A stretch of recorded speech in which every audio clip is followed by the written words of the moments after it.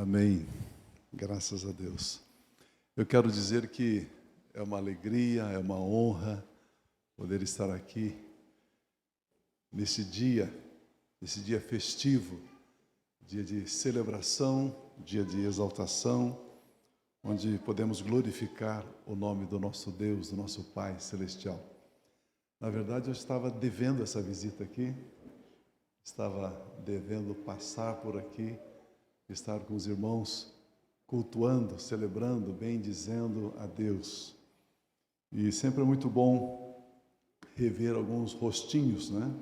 Às vezes a gente encontra vocês em Curitiba, quando vocês sobem lá para algum evento, para alguma programação da nossa igreja em Curitiba. Então nós louvamos a Deus por poder estar aqui com vocês. E eu tenho uma convicção comigo, eu tenho uma certeza comigo, Deus me ama. Porque disseram que estava um calor aqui, estava terrível esses dias, né? E agora eu venho para cá, está fresquinho, gostoso e tal. Eu estava em Foz do Iguaçu, cheguei terça-feira em Foz do Iguaçu, estava muito quente. Dali a pouco veio aquela nuvem gostosa, aquela chuva, refrescou, ficou gostoso lá também, bem fresquinho, né? Então por onde eu vou, tem uma nuvem abaixando a temperatura, né?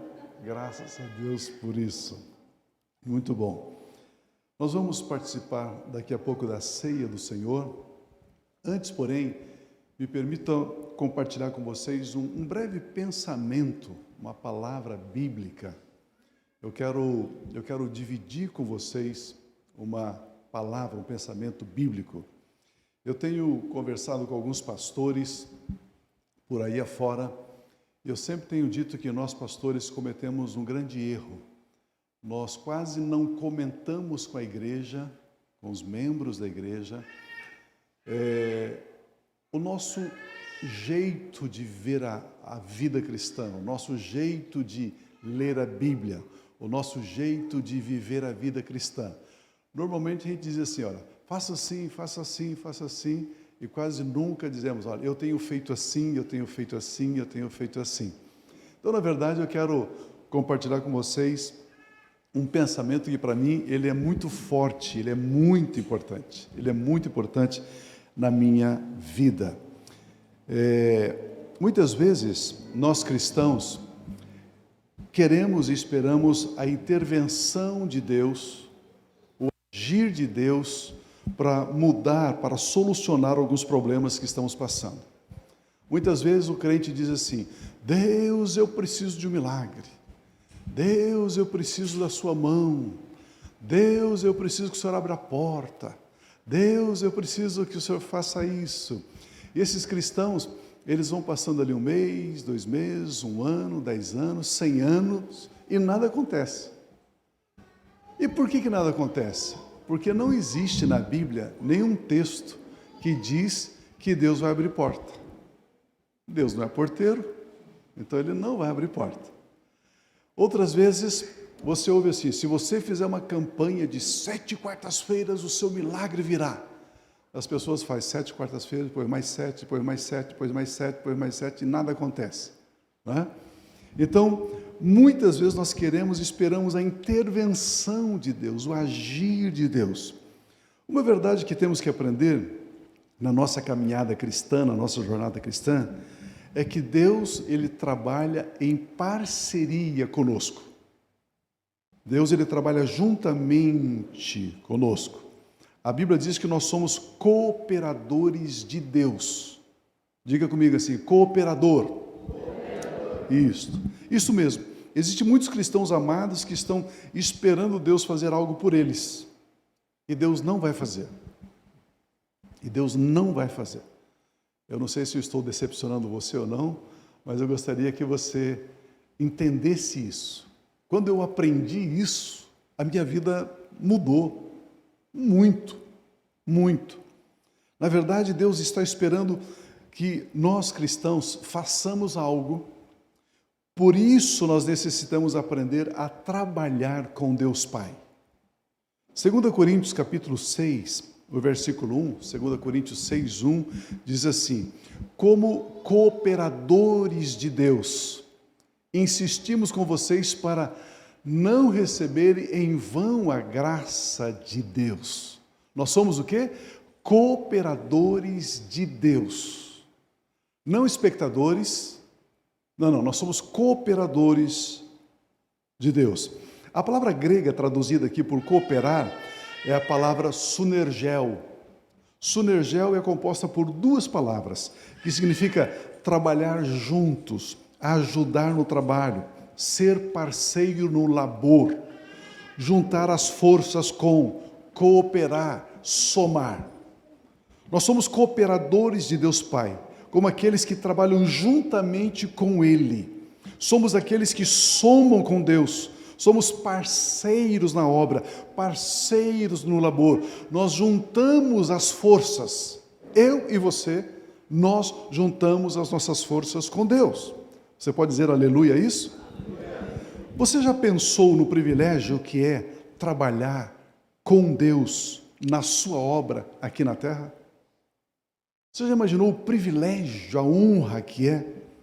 Isso só pode ser feito enquanto estivermos aqui na terra. O tempo de vida que Deus nos der aqui, e quando nós usamos esse tempo de vida e trabalhamos, somos cooperadores de Deus, é algo grandioso, é algo muito especial.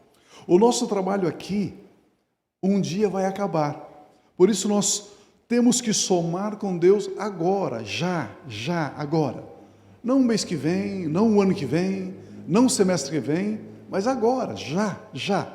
Nós podemos encher, como diz a Bíblia, as nossas mãos de boas obras. Podemos encher as nossas mãos de boas obras. O mistério de trabalharmos para Deus é que nós não pensamos em nós mesmos. Se você tem na sua mente o pensamento de que Deus vai fazer, o seu milagre vai chegar, Deus vai abrir uma porta, então você está pensando em você, e você precisa de algo.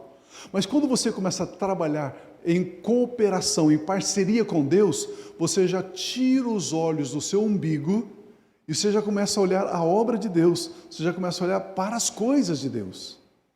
E essa mudança de ângulo, de visão, é muito importante para nós avançarmos.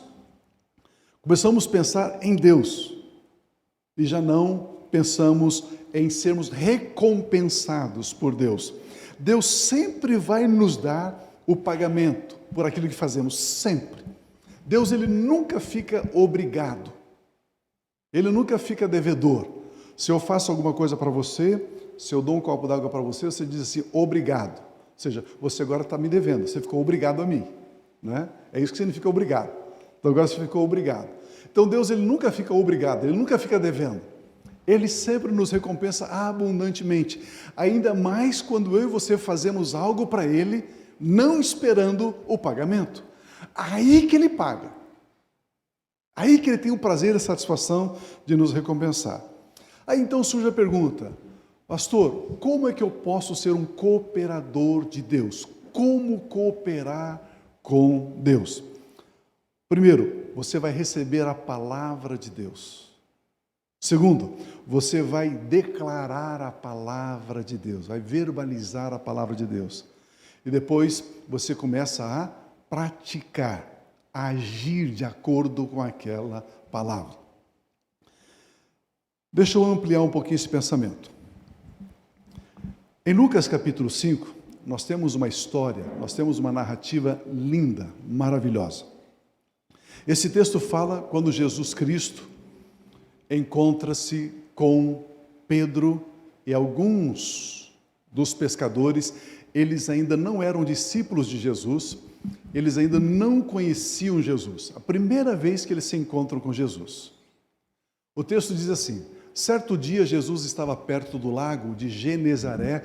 Nós sabemos que o lago de Genezaré é o mesmo mar da Galileia. Então quando você lê na Bíblia, mar da Galileia, lago de Genezaré, é a mesma coisa. Ele estava ali, e uma multidão o comprimia de todos os lados para ouvir a palavra de Deus. Jesus estava pregando, ensinando, e veio uma multidão para ouvi-lo.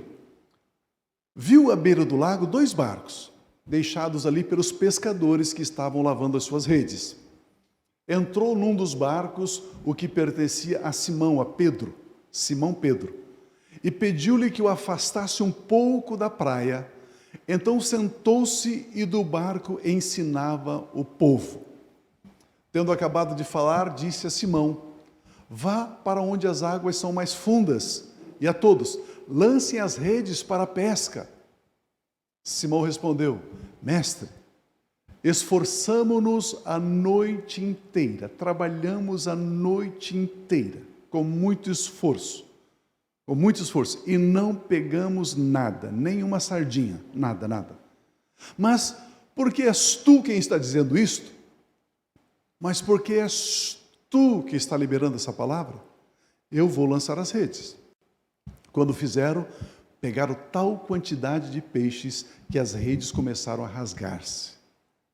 Então fizeram sinais a seus companheiros do outro barco para que viessem ajudá-los, e eles vieram e encheram ambos os barcos ao ponto de começar a afundar. Que história impressionante! Jesus Cristo, junto do mar da Galileia, veio uma multidão se aproximando dele, ele foi se afastando, dali a pouco não tinha mais para onde ir, porque o mar já estava atrás dele. Ele viu esses dois barcos, ele entrou num barco, que era de Pedro, afastou um pouquinho da terra, e do barco ele ensinou aquela multidão. Vamos imaginar que fosse 10 horas da manhã, 10 horas da manhã, e depois de ter falado ali talvez uma hora e meia, ele disse para Pedro: vamos ali aonde o mar é mais fundo, onde as águas são mais fundas, e lance a rede ali para você pescar. Aí Pedro diz assim: Senhor, não, aqui nesse mar só se pesca à noite. Nesse horário, às 10, 11 horas da manhã, aqui não dá peixe. Aliás, nós trabalhamos a noite inteira e não apanhamos nada. No horário que se pesca, nós não pescamos. Imagina nesse horário. Agora que não vai dar peixe mesmo. A Bíblia não diz, mas é provável que Jesus insistiu 1, 2, 3 vezes com Pedro: vamos lá, lance a rede, vamos lá, lance a rede. E aí então Pedro diz: tá, porque o Senhor está falando, eu vou lá, mas eu vou provar para o Senhor que não vai dar peixe, não vai dar certo. E o texto diz que eles foram, então lançaram as redes, e as redes vieram cheias de peixe. Encheu o barco de Pedro, aí fez sinal para o outro barco e encheu os dois barcos. Eles estavam assim cheios, quase indo a pique, quase afundando. E aí eles voltaram para a praia. Pedro e seus amigos estavam ali lavando as redes quando Jesus chega. Eles estavam atravessando uma crise, um problema muito importante. Muito importante. Eles tinham uma empresa de pesca e eles estavam com dificuldade de pescar e, consequentemente, não tinham o seu peixe para vender, o seu produto para vender, o seu negócio não estava indo bem, eles estavam em dificuldades. É interessante que, sem a matéria-prima, sem o peixe, o negócio deles não ia prosperar. E o texto diz que eles estavam se esforçando muito, trabalhando muito, e o resultado era zero. Zero. Muitas pessoas pensam que assuntos como igreja, Bíblia, Jesus Cristo, fé, são coisas totalmente separadas do nosso dia a dia, do nosso trabalho, dos nossos estudos, das nossas tarefas. Igreja é igreja, alguns dizem, e empresa é empresa. Pastor é pastor, empresário é empresário. Mas esse texto mostra que essa dicotomia, que essa divisão, que essa separação, esse divórcio não existe. Não existe. Pois nós somos cooperadores de Deus. Nós trabalhamos juntamente com Deus. E não só na igreja, mas em tudo aquilo que nós cristãos fazemos, precisamos aprender a fazer juntamente com Deus. Tudo aquilo que fazemos, devemos fazer para Deus. Não existirá separação entre o meu negócio e o negócio de Deus. As coisas, elas se unem, elas se casam, elas se fecham. Jesus pediu para entrar no barco de Pedro. Entrar no barco de Pedro significa, Jesus disse assim: Pedro, eu quero entrar na sua empresa. Entrar no barco de Pedro significa assim: eu quero entrar na sua família. Entrar no barco de Pedro significa: eu quero entrar na sua vida. Eu quero entrar nos seus sonhos. Eu quero entrar nos seus projetos. Você me permite fazer parte? Isso significa que Jesus usa a estrutura de Pedro, da empresa de Pedro, e Pedro agora então coopera primeiramente com Jesus, emprestando o barco para Jesus fazer do barco dele um púlpito, uma plataforma para dali pregar para a multidão. Percebe que Pedro começou a cooperar com Jesus, emprestando o barco dele para Jesus? Se você permitir, Jesus Cristo quer também entrar na sua vida. Se você disser: Senhor, use a minha vida, use a minha família, use a minha profissão, use os meus estudos, use os meus negócios, Jesus Cristo quer entrar naquilo que eu e você já estamos fazendo. Depois que Pedro permitiu que Jesus entrasse no seu barco, agora Jesus entra então na rotina da empresa de Pedro e dos seus amigos. Jesus pede para Pedro pescar. Pedro, vamos pescar? Pedro, vamos ali onde a água é mais funda. Jesus pede permissão para cooperar com Pedro. Jesus pede para Pedro levar ele lá no setor de produção. Onde é o setor de produção? Onde as águas são mais fundas. Onde tem peixe. Vamos lá, Pedro. Pedro ficou relutante, é claro. Pois ele pensou: o que esse rapaz entende de pesca? Lembre, é a primeira vez que Pedro estava vendo Jesus. Eles não se conheciam. Ele não sabia quem era Jesus. Primeira vez. Ele deve ter pensado assim: o que esse rapaz que subiu no meu barco aqui e falou, ensinou, pregou, o que ele entende de pesca? Não entende nada. Mas ele ficou relutante. Mas ele foi. Ele foi para o lugar onde as águas eram mais fundas. Muitos cristãos pensam do mesmo jeito. Pois, o que é um pastor que vai entender do meu negócio? O pastor não entende nada do meu negócio. Pastor é pastor. Ele não vai entender. Ele vai entender de RH. O pastor vai entender de marketing. Vai entender de marketing digital, de endomarketing. Ele vai entender de chão de fábrica. Ele vai entender de comércio exterior, de importação, exportação. Ele vai entender de câmbio, concorrência, alíquotas, compliance, transporte, logística. O pastor não entende nada disso. Pedro fala exatamente disso. O versículo 5 ele diz: Mestre, esforçamos a noite inteira e não pegamos nada. Trabalhamos a noite inteira e não pegamos nada. É como se Pedro quisesse ensinar Jesus Cristo sobre a crise. Senhor, será que o Senhor não está vendo que nós estamos numa crise? Crise de câmbio, o dólar subiu, o dólar caiu, a bolsa subiu, a bolsa caiu, o desemprego, isso, aquilo. Será que o Senhor não está vendo? Em outras palavras, é como se Pedro dissesse: Jesus, já usamos toda a tecnologia disponível para pescar. Já usamos o radar de última geração, já usamos GPS, satélites, redes de última geração. O nosso barco, inclusive, é movido a vela para não poluirmos as águas do mar da Galileia. Senhor, nós estamos no topo do que é atual. Estamos na vibe do ecologicamente correto. Está tudo certo. Os nossos funcionários fizeram o curso mais atual de neurolinguística para entender como que o peixe se comporta. E mesmo assim, não pegamos nada a noite toda. O que o grande empresário Pedro não tinha até aquele momento, ele não tinha duas coisas. Ele tinha uma empresa maravilhosa, experiência, sabia tudo de pesca, atualizadíssimo, mas ele não tinha duas coisas.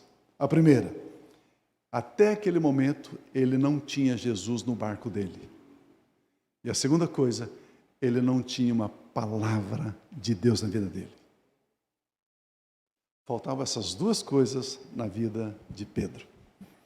Mas no momento em que Pedro permitiu que Jesus Cristo entrasse no seu barco, no momento em que Pedro coopera com Jesus Cristo, emprestando o seu barco para ele, Agora Jesus coopera com Pedro, dando-lhe uma palavra. E agora tudo muda. Tudo muda. Eu quero lembrar você de que quando você diz assim: Jesus, eis-me aqui. Jesus, eis a minha vida. Jesus, use da minha vida. E quando você recebe uma palavra, dizendo: Senhor, aquilo que a tua palavra, aquilo que a Bíblia Sagrada diz, é nisso que eu creio, é isso que eu recebo, é isso que eu declaro, é isso que eu vou vivenciar, praticar. Por isso quero liberar uma palavra para você de 2 Coríntios 5,17. O texto diz assim: portanto, se alguém está em Cristo, diga: eu estou. Portanto, se alguém está em Cristo, diga: eu estou. Então você é uma nova criação. As coisas antigas já passaram, eis que surgiram coisas novas. Se as coisas antigas já passaram, o meu conselho para você é: pare de ficar olhando no retrovisor da vida. Olhe para frente. Pare de ficar olhando em problemas, em traumas, em angústias do passado. Olhe para frente. Portanto, se alguém está em Cristo, nós estamos em Cristo, nós somos uma nova criação, as coisas antigas já passaram. E as coisas novas estão diante de nós. Eu quero liberar a palavra do Salmo 1, versículo 3, que diz: você é como árvore plantada junto a ribeiros de água, você dá fruto na estação própria, as suas folhas não murcham, e tudo o que você faz, prospera. O texto diz: e tudo o que você faz, prospera. O texto diz: tudo o que você faz, prospera. Ah, vocês não estão aqui. Tudo o que você faz, prospera. Sabe o que significa amém? Assim seja. Eu concordo. E tudo que você faz prospera. Amém. Pronto. Você não entendeu o que eu estou falando. Você não entendeu o que eu estou falando. Imagina o seguinte: você vai fazer alguma coisa, qualquer coisa, só que você sabe que aquilo vai prosperar. Com que comportamento, com que coração, com que paixão que você vai fazer aquilo? Você sabe que vai prosperar. Você sabe que o resultado vai ser excelente. Vai ser marcante, vai ser extraordinário. A Bíblia está dizendo: tudo que você faz, prospera. Olha esse outro texto de Isaías 40, 31. Eu quero profetizar essa palavra do profeta Isaías na sua vida. Diz assim: mas os que esperam no Senhor renovarão as suas forças. Esse texto ali é bom. Mas os que esperam no Senhor renovarão as suas forças. Voam alto como as águias. Correm e não ficam exaustos. Andam e não se cansam.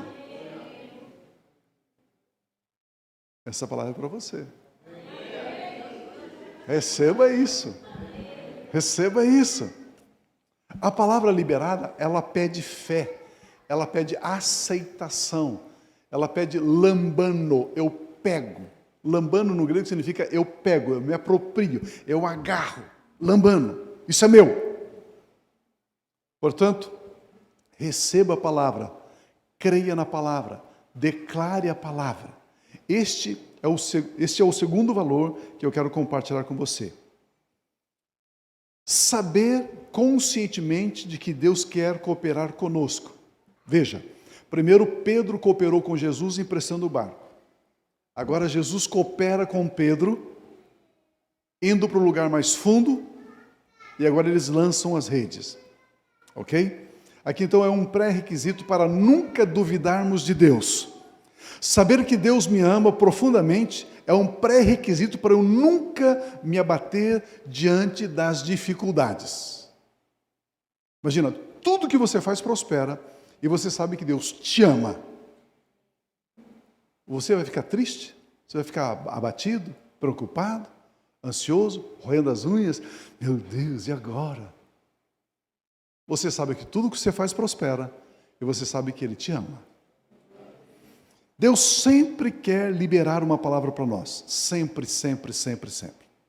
Deixa eu contar uma outra história para você, que é a história de um general sírio chamado Naamã, um homem muito importante no país, na Síria, muito importante, um homem guerreiro, um homem conquistador, um general muito famoso, muito importante. A história dele está aqui em 2 Reis, capítulo 5, a partir do versículo 1, de 1 a 4. 2 Reis 5, de 1 a 4. Diz assim: Naamã, comandante do exército do rei da Síria, era muito respeitado e honrado pelo seu senhor, pelo rei. Pois por meio dele, por meio de Naamã, o Senhor Deus dera vitória à Síria. Mas esse grande general ficou leproso. Lepra naqueles dias era uma doença que não tinha cura. Incurável. A pessoa morria, não tinha cura.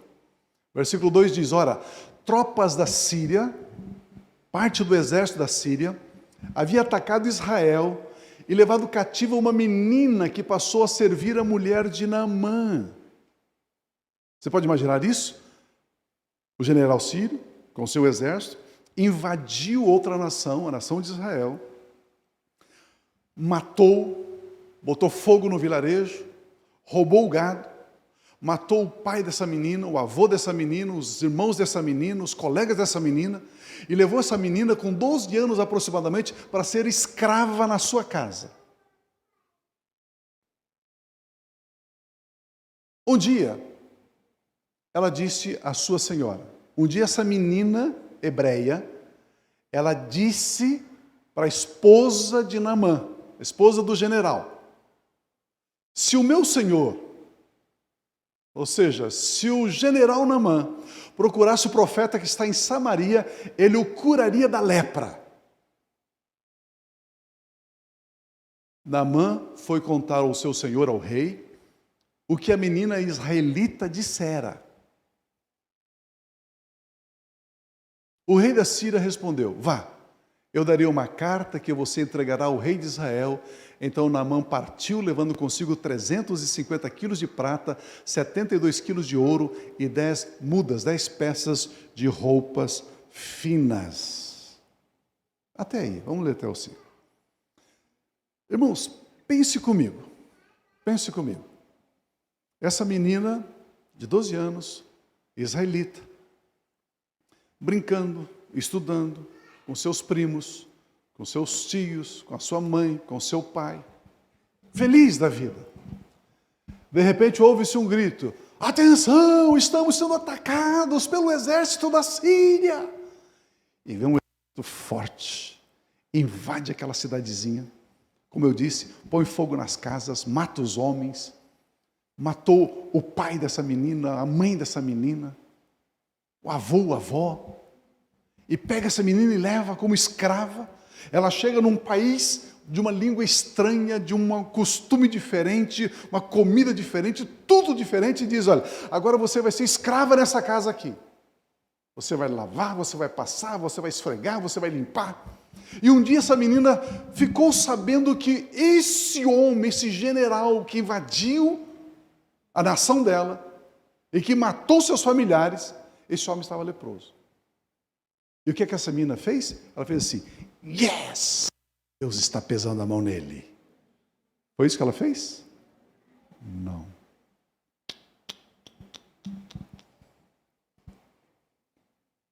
Ela diz: ah, se ele fosse lá em Israel, lá em Samaria, tem um profeta. E esse profeta pode curá-lo. Essa menina, ela foi tão convincente, ela estava assim tão certa do poder de Deus, que ela convenceu o general. E o general foi falar com o rei da Síria. E o rei da Síria diz: vamos lá, vamos atender. Você pode imaginar isso? Ela mexeu com os governantes, os reis de Israel, os reis da Síria.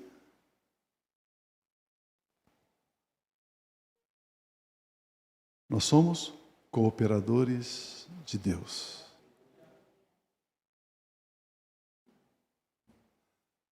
Se fosse eu, diria assim: que morra leproso. Você não ia fazer do mesmo jeito? Hã? Hã? Hã? Você não falaria do mesmo jeito? Matou meu pai, matou minha mãe, me roubou do meu país. Agora ele está leproso? Deus, castiga mesmo. Deus, pisa, Deus, pisa, Deus, pisa. Esmaga, Deus. Ela falou assim, não, eu sou cuidadora de Deus. Existe solução para ele. Existe saída para ele. Existe cura para ele. Que coisa impressionante. Mas quando nos relacionamos com Deus, com base em quem Ele é, e não com base no que Ele faz, e nem com base no que Ele tem, sempre com confiança falaremos bem de Deus, sempre bendiremos Deus.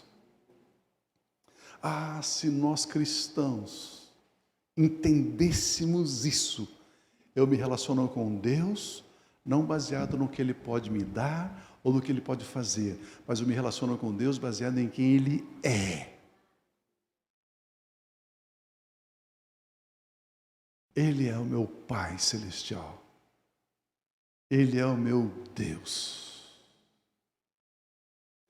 Nós mudaríamos a nossa mente de mendigos, de pedintes, e passaríamos a pensar como filhos amados que somos. Essa menina pensa como filha amada de Deus. Ela poderia ter pensado assim, por que Deus não me protegeu? Por que Deus não cuidou da minha família? Por que Deus não? Por que Deus não? Por que Deus não? Ela não pensou nada disso. Ela falou assim, Deus ama esse general e Ele quer curá-lo também. Ao invés então dessa menina se alegrar com a dor daquele que era o causador da sua dor, ela prontamente oferece socorro, oferece solução para a dor do general Naamã. Vamos colocar um nome nessa menina? A Bíblia não coloca o nome dela, mas vamos chamá-la de confiança em Deus. Como é o nome dessa menina, pastor? Confiança. Ela confiava em Deus. Pois a confiança em Deus sabe que Deus é bom em todo o tempo. A confiança em Deus me tira da minha mente, por que Deus? Para que Deus? Eu confio. Eu não quero saber nem por que e nem para que está acontecendo isso comigo. Eu confio. Ele me ama. Eu confio. A confiança em Deus, personificada nessa menina, confia em Deus e não naquilo que Deus tem ou naquilo que Deus faz. A confiança em Deus sabe que vale a pena confiar nele o tempo todo. Por isso, vamos dar uma olhadinha na sequência dessa história, versículos 9 a 14. Então Naamã foi com seus cavalos e carros e parou na porta da casa do profeta Eliseu. Eliseu enviou um mensageiro para lhe dizer, vá e lave-se 7 vezes no rio Jordão, sua pele será restaurada e você ficará purificado. Mas Naamã ficou indignado e saiu dizendo, eu estava certo de que ele sairia para receber-me, afinal de contas eu sou um grande general.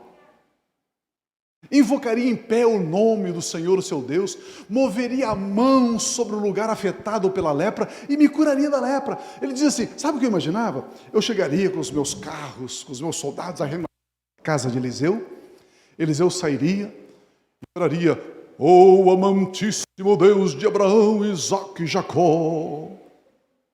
Ele falou assim, eu esperava que tivesse alguma coisa assim, eu esperava que ele ia mover as mãos como um lutador de karatê em cima da lepra. Deus está nesse lugar, aleluia! Já viram disso? Ele não fez nada disso. Vai lavar e mergulhe 7 vezes no Rio Jordão, e você vai ficar curado. Ele ficou furioso, foi dali embora. O texto diz, não são os rios de Abana e Farfar, os rios lá de Damasco, ele citou o nome de 2 rios, um rio chamado Abana e outro rio chamado Farfar. Não são melhores do que todas as águas de Israel? Será que não poderia lavar-me neles e ser purificado? E foi embora dali furioso. Mas os seus servos, seus conselheiros lhe disseram: meu pai, se o profeta tivesse pedido alguma coisa difícil, o senhor não faria? Quanto mais quando ele apenas diz que lave e será purificado. Assim ele desceu ao Jordão, mergulhou 7 vezes conforme a ordem do homem de Deus e foi purificado. Sua pele tornou-se como de uma criança. Aleluia. Cooperadores de Deus. O que o general sírio necessitava era cooperar com a palavra de Deus falada pela boca do profeta Eliseu. Assim como Pedro, Jesus diz: vamos, leve o seu barco ali onde as águas são mais profundas. Agora que ele tem uma palavra, você coopera com a palavra e você desfruta do resultado. Simples assim. Assim como Pedro Naamã também questionou a palavra de Deus. Mas ele necessitava apenas de uma palavra de Deus na sua vida e de cooperar com a palavra de Deus que ele recebera. Versículo 14. Assim ele desceu ao Jordão, mergulhou 7 vezes, conforme a ordem do homem de Deus, e foi purificado. Sua pele tornou-se como de uma criança. Agora que ele tem a palavra, ele precisava apenas de uma palavra. Ele crê naquela palavra e ele age. Ele pratica aquela palavra. Mudou a história desse homem. Mudou a história desse homem. Por isso, em Hebreus capítulo 10, versículo 23, nós temos: retenhamos firme a confissão da nossa esperança. Por quê? Por que você tem que reter firme, segurar firmemente? Pois aquele que prometeu é fiel. Aquele que prometeu é fiel. Aquele que libera a palavra sobre a sua vida é fiel. 1 Tessalonicenses 5,24 diz: fiel é o que vos chama, o qual também o fará. Aleluia. Fiel é o que vos chama, o qual também o fará. Isaías 43:2 diz assim: quando passares pelas águas, estarei contigo, quando pelos rios, eles não te submergirão. Quando passares pelo fogo, não te queimarás, nem a chama arderá em ti. O que você diz diante de uma palavra dessa? Amém. Crente não pode ficar com a boca fechada não, quer dizer amém. Amém.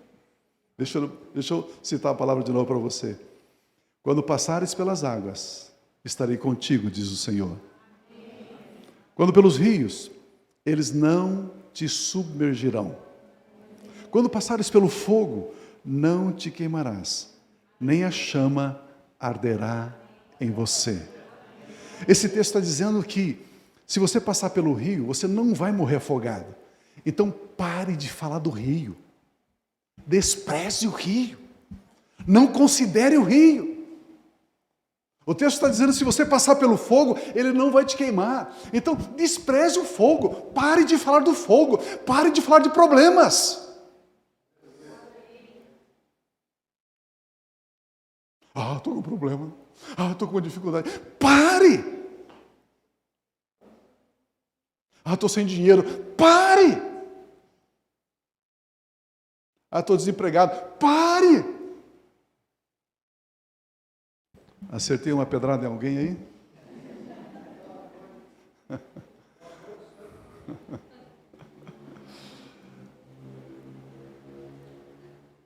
Queridos, é assim que eu aprendi a viver a vida cristã. Pegaram a palavra de Deus, crer na palavra dele e declarar a palavra dele. Eu sou como uma árvore plantada junto a ribeiro de águas. Eu dou fruto na estação própria. As minhas folhas não murcham. E tudo que eu faço prospera. Tudo que eu faço prospera. Tudo que eu faço prospera. E aí vem uma adversidade, vem uma dificuldade. Declare a palavra. Vem lá um probleminha, não sei o quê. Declare a palavra. Pastor, estou com um problema na minha família, meu filho, minha filha, o senhor não imagina. Não. cala a boca. O que a Bíblia diz? Que a sua esposa é como uma videira frutífera ao redor da sua casa. E os seus filhos são como as árvores de oliveiras, frutíferas na sua casa. Declare a palavra. Basta apenas uma palavra. E Naamã ficou purificado. Basta apenas uma palavra. E o barco de Pedro encheu-se de peixe. Bastou apenas uma palavra. E aquela mulher que foi apanhada num ato de adultério foi para casa salva e liberta. Basta uma palavra. O centurião disse para Jesus: e o meu servo ficará curado. Basta uma palavra. 5 pães e 2 peixinhos alimentou uma multidão. Pare de emprestar os seus ouvidos para os noticiários.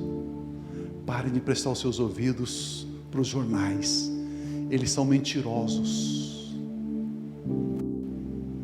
Eles estão te enganando. Ouça a palavra de Deus. O que é que a palavra de Deus diz nessa situação? Abrace a palavra de Deus. Declare a palavra de Deus. Verbalize a palavra de Deus. 1 vez, 2 vezes, 3 vezes. O próprio Jesus, contando a parábola do semeador, ele disse: aquele que semeia, semeia a palavra. Quando você declara, você está semeando a palavra. E quando você declara a 2ª, a 3ª, a 4ª vez, pastor, quando você declara mais vezes, você está regando a palavra. A primeira vez você semeia, a 2ª, a 3ª, a 4ª, a 5ª vez, você está regando a palavra, e você vai colher 100 vezes mais em nome de Jesus, porque a palavra de Deus não volta vazia, ela cumpre aquilo, o propósito para o qual ela foi enviada. Você está recebendo isso no seu coração? Vamos ficar em pé, por gentileza? Eu não quero cansar vocês. Eu quero ler 2 textos ainda aqui, que diz assim: e o Deus de toda graça, que em Cristo Jesus vos chamou à sua eterna glória, depois de haverdes padecido um pouco, Ele mesmo vos aperfeiçoará, Ele os confirmará, Ele os fortificará, Ele os fortalecerá. Aleluia. Um outro texto diz assim: o Senhor não retarda a sua promessa, ainda que alguns a têm por tardia, mas Ele é longânimo para convosco, não querendo que alguns se percam, senão que todos venham a arrepender-se. É assim. É assim. Amanhã, quando você acordar, fique com a palavra. Ao invés de abrir o seu celular, ir para a rede social e ver o que está no Facebook, e ver o que está não sei aonde, nesse lixo todo aí, pare com isso. Pega um texto bíblico. O que a palavra de Deus diz nessa manhã para mim? Leia aquele texto em voz alta, e ore em cima daquele texto, e declare aquele texto.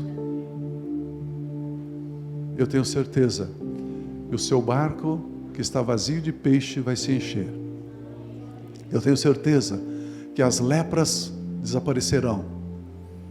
Eu tenho certeza que toda artimanha, todo laço do diabo cairá por terra em nome de Cristo Jesus. Aleluia. Graças a Deus. Vamos orar. Pai Celestial, obrigado. Obrigado pela Tua palavra, porque ela é lâmpada para os nossos pés. Ela é luz para o nosso caminhar. Pai, obrigado por esse dia tão especial, esse dia festivo. Pai, muito obrigado.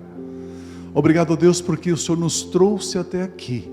A sua mão de graça, a sua mão de amor está estendida sobre nós. Obrigado por isso.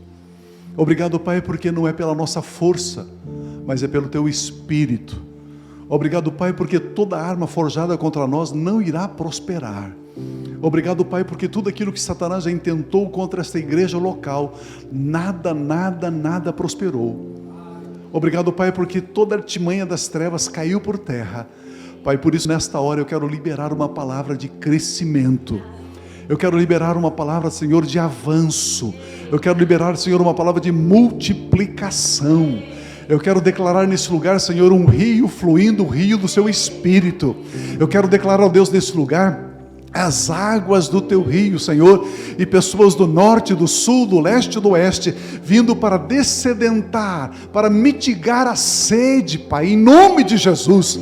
Pai, nós liberamos, ó Deus, um tempo de sinais, prodígios, maravilhas, curas, ó Deus, milagres, ó Deus, ações sobrenaturais, em nome de Jesus, porque nós somos cooperadores com o Senhor.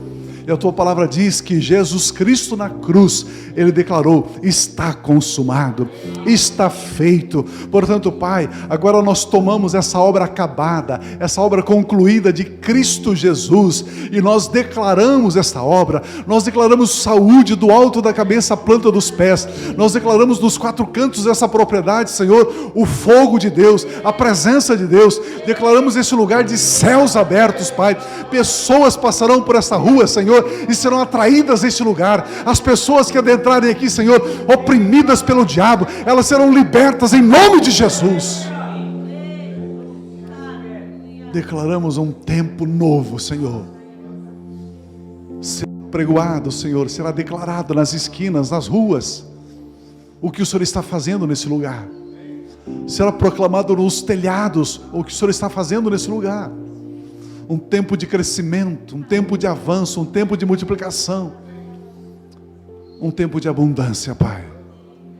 Pai, sabemos que isto é assim. Espírito Santo de Deus, Espírito Santo de Deus, fique à vontade entre nós, fique à vontade entre nós, fique à vontade entre nós, Pai, com gratidão para o louvor da sua graça.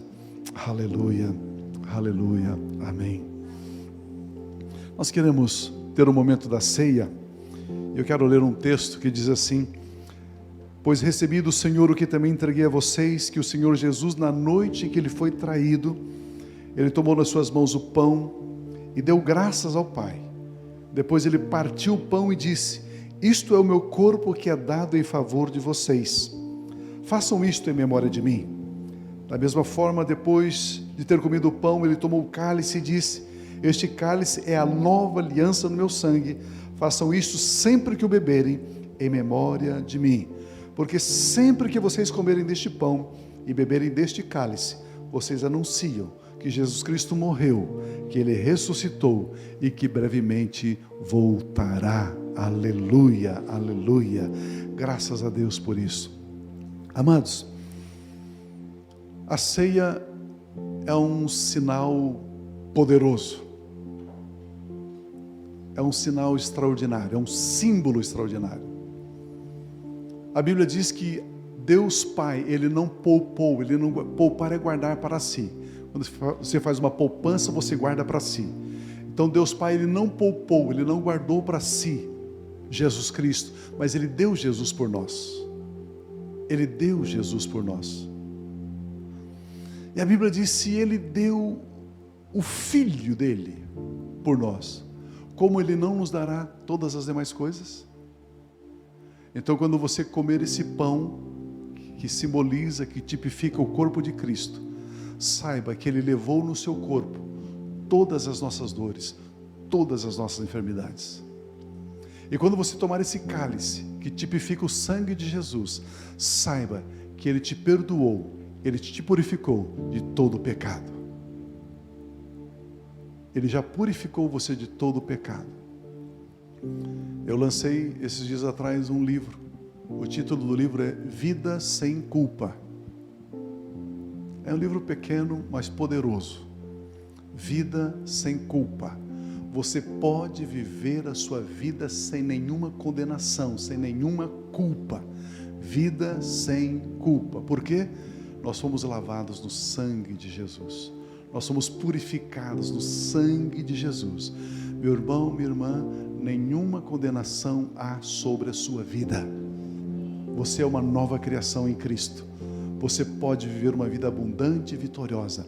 É isto que representa a ceia. É isto que tipifica esse pão e este cálice. Pai, obrigado. Obrigado, Pai, porque podemos participar da ceia do Senhor. Queremos receber com gratidão, queremos receber com alegria. Pai, obrigado porque esta semana será uma semana extraordinária na vida de cada um de nós, de avanço, barreiras foram postas por terra, vamos crer na sua palavra e declarar a sua palavra, porque somos cooperadores com o Senhor. Pai, declaramos esse mês de abril um mês maravilhoso, um mês de crescimento, um mês de avanço. Aquele que precisa vender, ele vai vender, aquele que precisa comprar, ele vai comprar. Pai, declaramos céus abertos sobre este mês em nome de Jesus. Toda e qualquer obra das trevas, Pai, já não irá prosperar contra nós, que caia por terra agora em nome de Jesus. Declaramos que somos mais do que vencedores, mais que vitoriosos em Cristo Jesus, o nosso Senhor, o nosso Salvador. Amém, amém, amém.